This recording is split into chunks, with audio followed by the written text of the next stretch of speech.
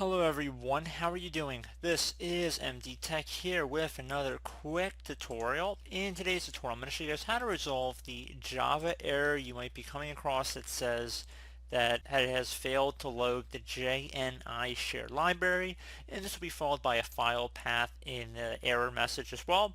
So this should hopefully be a pretty straightforward tutorial, and without further ado, let's go ahead and jump right into it. And we're going to start by opening up a web browser. It doesn't matter which one, but for the purpose of this tutorial, I'm going to open up Google Chrome.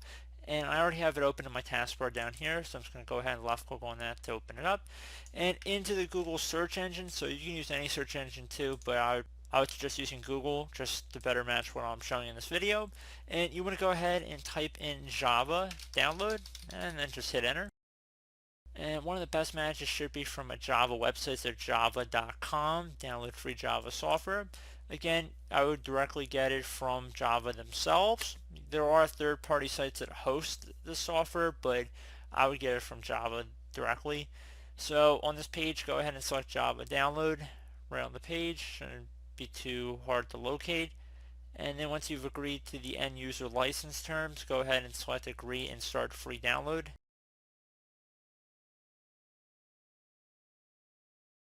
It shouldn't be too big of a setup file. It's only about a megabyte and a half, 2 megabytes. So once it's done downloading, just go ahead and left click on it one time to open it up.